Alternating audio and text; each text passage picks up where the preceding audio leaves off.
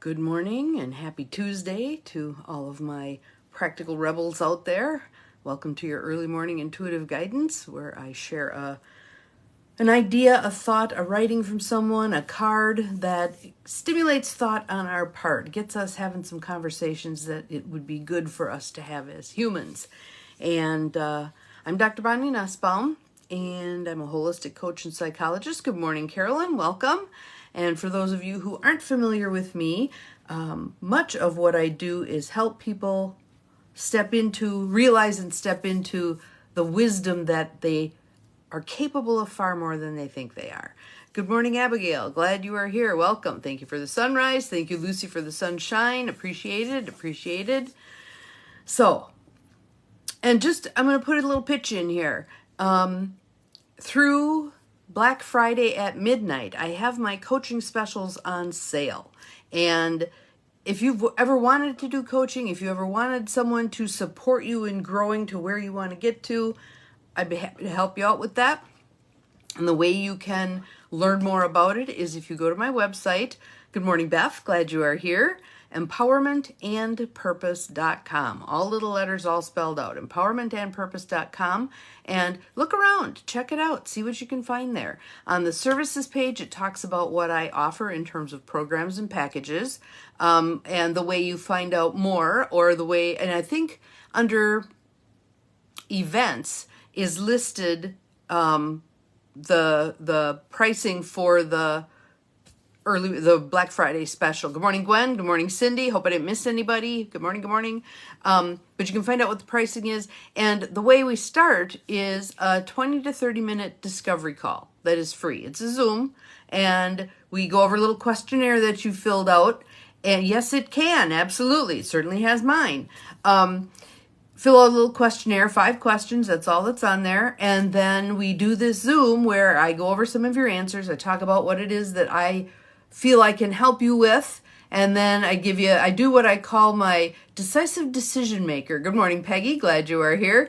Give you 2 days to think about it. No longer, no less. Because as human beings, we are so good at talking ourselves out of the stuff that, well, I'll do it next year. Or I'll do it when I have more money. Or I'll do it when so-and-so flies the coop. Or, when the cows come home, whatever. And we never get around to it. In fact, this week, I have a call slated in my planner where I'm doing a 60-day follow-up with someone who elected not to coach, and just going to have the conversation with her. How are things going? Has anything changed since I talked to you last? The answer is always no.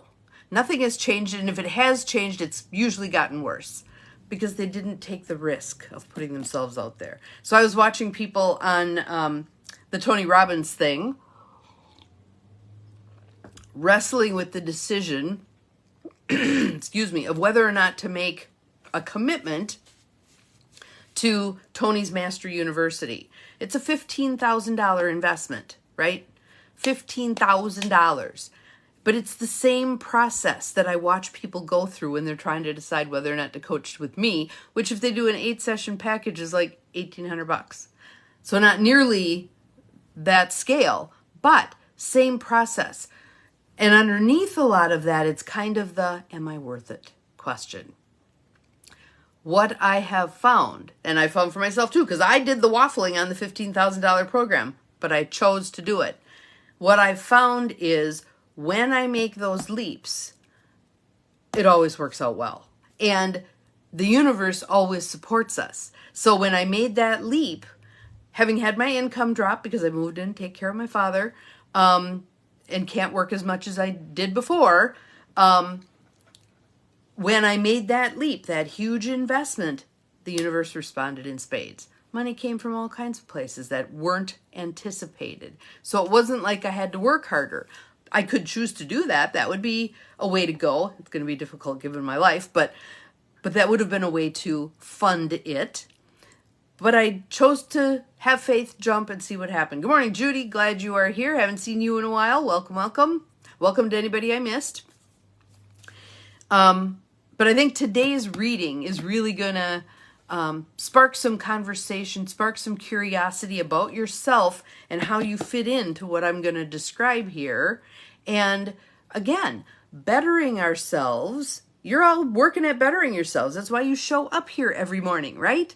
There are a bazillion people out there who don't have an interest in bettering themselves. And when we hang around with those people who don't have an interest in bettering themselves, we oftentimes get pulled back. It's like that crabs in a bucket thing. We're climbing to move up the ladder, and they're grabbing us and pulling us back down. Not consciously necessarily, mostly subconsciously, but their concern is we're going to change too much, we're going to leave them behind. And sometimes that does happen. Sometimes not. Sometimes people can stretch and grow also. But I think people who land on their deathbed and when they're doing their life review go, I held myself back so as to fit in, are not happy people. Are not happy people with what they've done with this lifetime, this beautiful gift we've been given. And that segues beautifully into the reading we're going to do today from a book called The Artisan Soul, Crafting Your Life into a Work of Art by Erwin Raphael McManus. And some of you may want to get the book and read it. He's got a bazillion books out there. And we've done some of the readings from a previous book. I'm trying to remember the name of that one. Anywho, this one I want to share because he's talking about the artisan soul, the creative part of ourselves. And the research on creativity shows that the vast majority of little kids are creative. Like 95%, the vast majority of little kids are creative. When they follow those kids over time and check in with them 10, 15 years down the road, very few of them are still creative. We train it out of people. So I want to share this with you because I think it really, last arrow. Thank you, Cindy.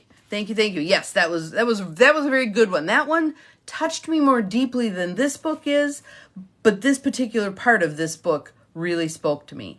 And what I hope is after I read it to you, you are shocked and hopefully even a little horrified, and then begin to take a look at yourself with regard to this. So, a couple of nice deep breaths. Good morning, Donine. Breathing in through the nose. Out through the mouth. Yes, very good, book. In through the nose. Out through the mouth. You keep breathing. I want you to imagine your crown chakra spinning open in the top of your head, receiving healing golden light, opening you up, pooling through every cell of your body, breathing it in and exhaling anything that no longer serves you. Breathing in that healing golden light, exhaling everything that no longer serves you. And when your body is full, when all the cells of you are full, I want you to pool that golden light right in your heart space. Right in your heart space. Good morning, good morning. All right, and from this place, I want you to listen to this. So this is a reading again from The Artisan Soul, Crafting Your Life into a Work of Art by Erwin Raphael McManus. If any of you have the book, it's on the bottom of page 23 where I'm starting. You are an artist. You were created with an artisan soul. The question is, what kind of art will you leave behind? The reason it is critical to go all the way back to the beginning is that sometimes we get trapped in the past rather than at the beginning. Most of us are still in some small way victims of the Industrial Revolution, whether through our grandparents, our parents, or our own experience. We were raised to believe that our place in life required compliance and conformity rather than creativity and uniqueness. We've been raised in a world where information is deemed far more important than imagination. We always take head over heart and soul, right? Time for that to change. And once you hear this, I think you're going to go, oh my God, time for that to change. Adults replaced dreams with discipline when they were finally ready to grow up and be responsible for their lives. Whether this construct was reinforced on an assembly line, in a cubicle, or in a classroom, and I have a friend, good morning, Charlene, glad you're here, who is a former teacher. She's a teacher. It's in him, right? But she retired after she heard one of her peers out in the hallway saying to a group of little kids, march like soldiers now. Yep. The surest path to acceptance in society is accepting standardization. And we more willingly relinquish our uniqueness. So we let go of what's creative about us and get in lockstep with what society's doing. Have we ever seen this anywhere? Everywhere. If you aren't familiar with the Stanley Milgram studies, look him up. Milgram. The things that people will do with just a little bit of encouragement, threat, push, whatever, is appalling. Yeah, yes. So wait till you hear this, because it's like, oh my God. I have wondered if it was actually easier before the Industrial Revolution and to understand our relationship with the creative process. Farmers, after all, understood the direct relationship between hard work and creation. They worked the soil, they planted the seeds, they watered the crops, and they watched life happen. They understood that they were integral to the creative act, even though few farmers would have described it that way. The same could be said for any number of craftsmen: the cobbler, the blacksmith, the carpenter, the bread maker, the sewer, the seamstress. Their livelihood was not far removed from simple expression of their artistry. I have heard it said that Henry Ford once mused that people can have a Model T in any color they want, as long as it's black. This is probably the best summary of the world view of the Industrial Revolution. Everyone can have exactly like they want it, as long as they want it exactly like the way it is. The ideal utopian society is a world where everyone and everything are the same. Years ago, we at Mosaic, that's his church out in Los Angeles, created a developmental process for leaders called YELO, Y-E-L-O. We involve such assessments as the Myers-Briggs Type Indicator. How many of you have done Myers-Briggs? The Strengths Finder, and the Character Matrix from his book, Uprising. I'm not familiar with that one yet, but I have that book in the pile to read. The name, though obscure, had real meaning. I would walk into a room of absolute strangers, write a color on my hand, and then tell them we were going to create a cultural color from among the group. Whether there were 50 people in the room or 500, it always turned out the same. I would have all the groups seated at tables in groups of 8 to 10. Each person was asked to write down his or her favorite color and second favorite color. So do that right now, or at least think of them. What's your favorite color? What's your second favorite color? Go ahead and do that right now as you are reading. Then I would have everyone reveal their first choice to the group. And if the majority agreed on the color, that would be the group's color. If there was a tie, they would then move to secondary preferences to determine the group's color. Then I would have the groups of 8 or 10 merge with other groups, and those groups went through the same process to determine the group's principal color. By the time the process was complete, so if you started with 8 groups, they then would merge down to 4, they then would merge down to 2, and then they would merge down to 1 group. So there we go. Lucy's are pink and green. Mine are probably reverse order, green and pink. I'm wearing pink today. And there are always individuals who pick anything from orange to silver, from purple to green, from black to white. Without exception, everywhere I have traveled, the cultural color is blue. Strangely enough, studies show that blue is the preferred eye color of over 80% of people. And how many people? There's a whole lot of countries where there are no blue-eyed people, right? 80% of people preferred blue eyes. And over half of those surveyed chose blue as their favorite color. When blue is not their favorite color, it is often their second favorite. Okay, so Abigail, your second favorite? Yep. When people choose what color to wear, blue is once again the dominant choice. Just think blue jeans.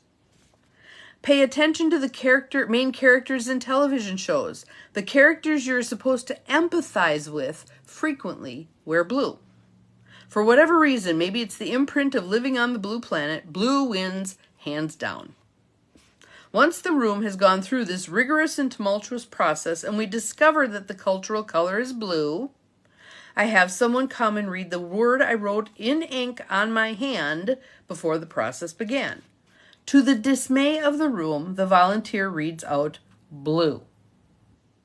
Everyone is shocked that I knew beforehand what the cultural color of the room would be.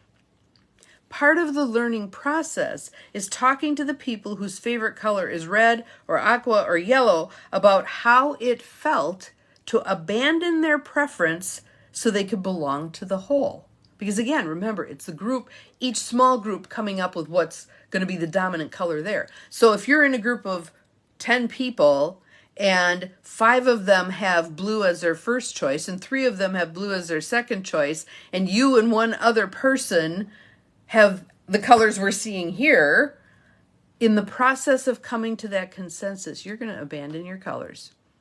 You're going to abandon your preference to go along with the group. Okay? How it felt to have to stand up in a room and instead of proudly saying, I am pink, to join the majority declaring blue.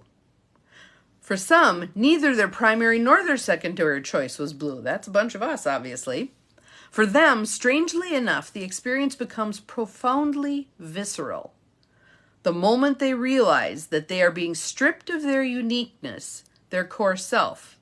But in reality, they have lost nothing. It's just an exercise. They can reclaim their silver or black the moment the exercise is over.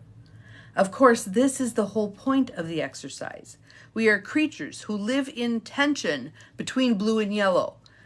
What everybody wants, seems to want, and what we personally want. All of us, whether we admit it or not, want to be at least part blue. We want to be accepted. We want to belong. We want to have things in common with those whose opinions we care about. But we also want to be yellow or forest green or fuchsia. Or we do. Good morning, Gwen. I think you were on before. Maybe it kicked you out. I'm not sure. Glad you're here. We want to preserve our uniqueness and we want to be uncommon. We hope that in some small way we can be original.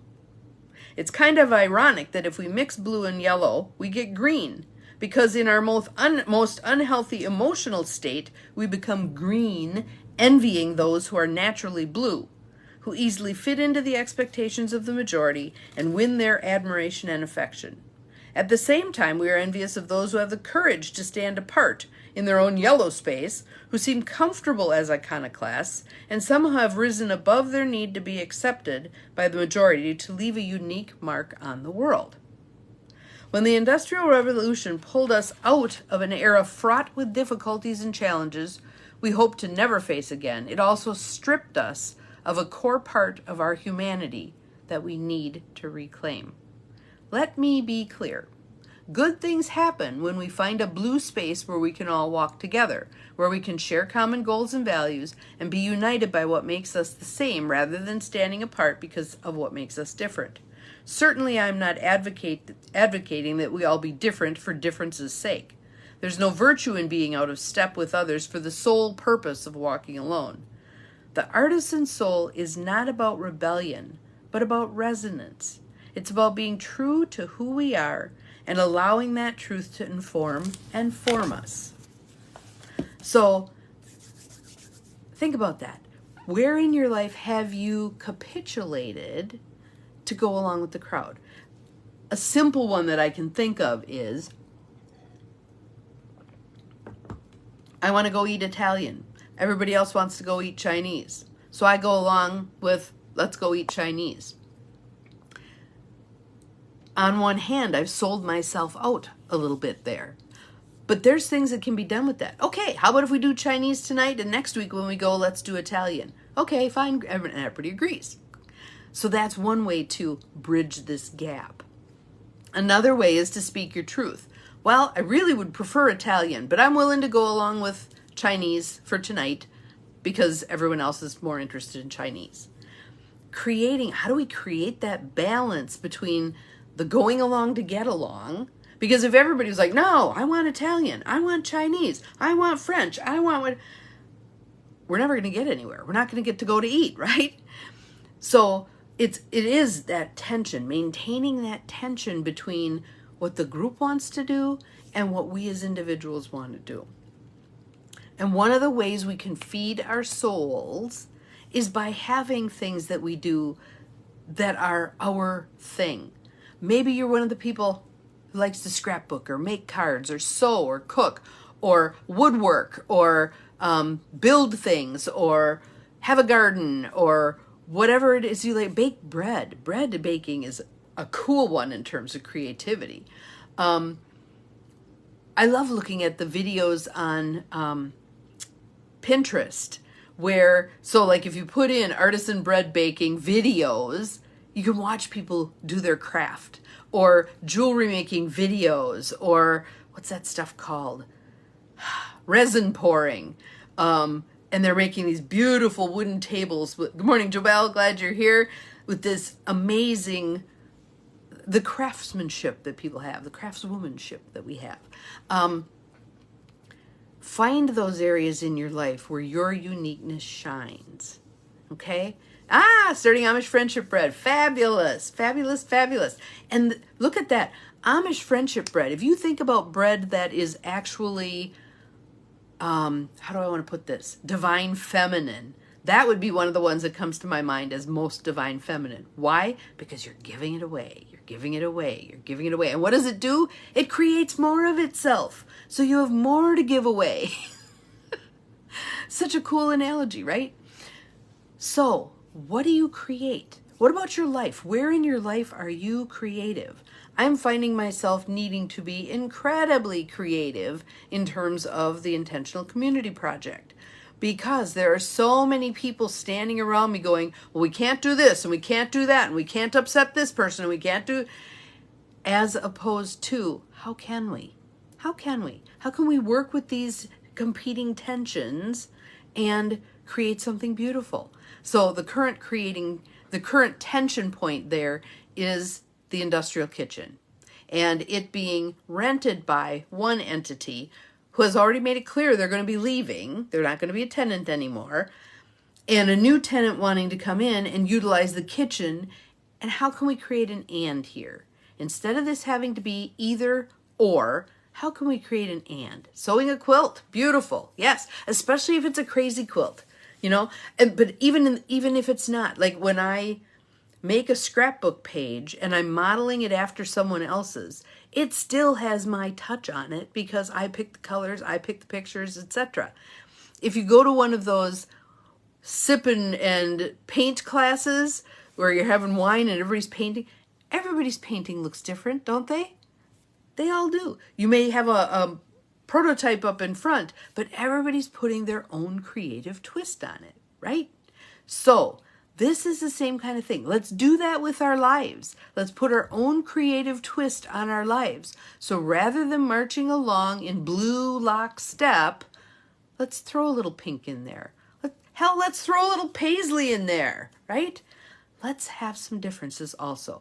And here's the key piece. Let's be respectful of other people's differences.